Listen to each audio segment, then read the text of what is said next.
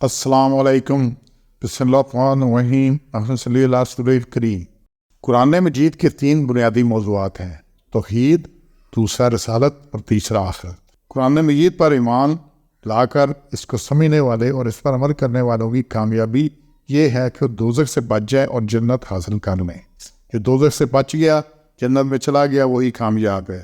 جو نہیں بچ سکا، وہ دنیا میں جتنا مرضی کامیاب ہو جائے، اس کی کوئی کامیابی نہیں۔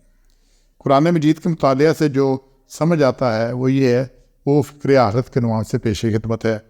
انسان کے عقائد و اعمال کے اعتبار سے 6 اقسام ہیں، جس پہ ہم ایک ایک بات کریں گے، اور طریقہ کار کے حساب سے 7 مدارج ہے جو پیش خدمت ہے۔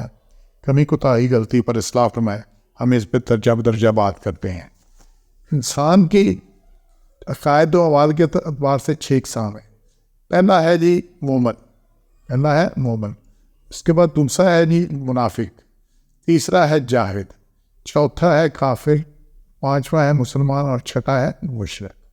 یہ 6 اقسام ہیں انسان کی عقائد و اعمال کے اعتبار سے۔ اور جنت کے حصول کے لیے، الٹیمیٹلی دوزخ سے بچنے کے لیے جو مدارج ہے، جو طریقہ کار ہے، اس کے 7 درجے ہیں، 7 ہے۔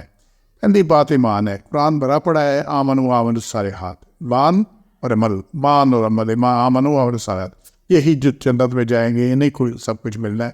جس کا ایمان نہیں ہے، عمل جتنے مرضی زیادہ ہو، وہ سب حویطہ تمال، وہ سب ضائع ہو جائیں گے۔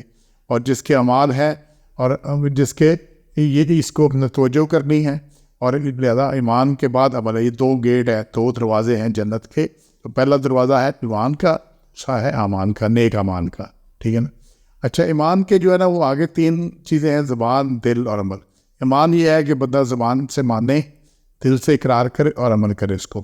پھر ایمان کی جو چیزیں ہیں وہ 6 چیزیں کہ جی اللہ پر، روز آخرت پر، کتابوں پر، اور تمام انبیاء پر، اور آخرت، اور تمام یہ ساری 6 چیزیں، اور پھر تقدیر پر۔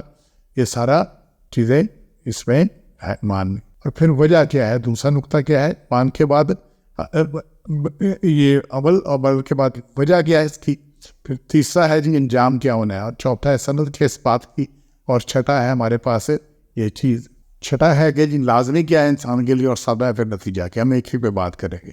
پھر ہم نے بات کی ہے کہ انسان کے جو درجے ہیں وہ 6 قسم کے انقسام ہیں۔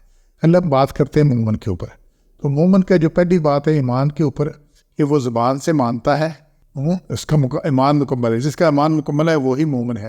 اور اس کا کیا ہے، زبان سے مانتا ہے، دل سے بھی مانتا ہے، مکمل عمل کرتا ہے، کمی کوتاہی ہو تو اس پہ استغفار کرتا ہے، توبہ کرتا ہے، واپس پلٹ آتا ہے، اکڑ نہیں جاتا، اعمال میں اس کے اخلاص ہوتا ہے، اور اعمال میں اخلاص آنے کے بعد تکبر اس پاس نہیں آتا، اور یہ اس پہ لگا رہتا ہے۔ اور زندگی کی آخری لمحے تم مسلمون، اللہ تعالیٰ کہتا ہے تم موت نہ آئے جب تک کہ تم مسلمان نہ ہو۔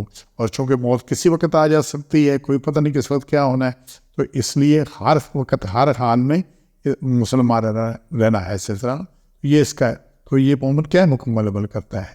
اچھا جی، اس کی وجہ کیا ہے؟ وجہ ہے کہ اللہ کو سمیع و بصیر سمجھتا ہے، اور یہ بھی سمجھتا ہے کہ قیامت یقینی ہے، پیشی ہونی ہے، سارا جزا سزا ہونی ہے وہاں پر۔ تو اس لیے وہ ہر وقت اس چیز میں رہتا ہے کہ چونکہ پیشی کا اس کو رہتا ہے، لہذا ہر عمل، ہر چیز میں اس کو موت کو یاد رکھتا ہے، اور جو اعمال ہے اس کے زبان اور دل کے مطابق ہوتے ہیں۔ یہ اس پہ اس کے اعمال زبان اور دل کے مطابق۔ اس سے پہلی بات ہے کہ اس پہ رحمت الہی ہوگی، انشاءاللہ یہ جنت میں جائے گا۔ اس کے ریفرنس کیا ہے جی؟ آیت نمبر نحل، سورہ نحل کی آیت نمبر 32 ہے، اور 89 سورت کی آیت نمبر 27 اور 30 ہے۔ سے لکھا فی بادی مت کو جناتی، اور سورہ نحل 32 آیت میں اللہ نے فرمایا ہے جب اس کی موت آتی ہے تو جنت کے فرشتے اس کو لینے آتے ہیں، جنت کے فرشتے لینے آتے ہیں، اس کو سلام کرتے ہیں، اور جنت کا کہ پروانہ دے دیتے ہیں کہ تم جنت میں جاؤ۔ یہ موت کے وقت چیزیں کلیئر ہو جاتی ہیں۔ سورہ نحل کی آیت 32 کو ضرور دیکھیے گا، اور یہ 89 سورہ فجر کی آیت 27 اور 30 کو بھی ضرور دیکھیے گا۔ تو ان کی تعداد کتنی قلیل ہے، بہت قلیل ہے۔ ان کو چاہیے کیا، استقامت اختیار کرے، تو انشاءاللہ یہ سیدھے جنت میں جائیں گے۔ اور یہی مطلوب درجہ ہے، یہی مطلوب درجہ ہے۔ اس کے علاوہ جتنے بھی درجے ہیں 5 انسانوں کی جو باقی اقسام ہیں وہ مطلوب نہیں ہیں، وہ مطلوب نہیں ہے، مقصد نہیں ہے۔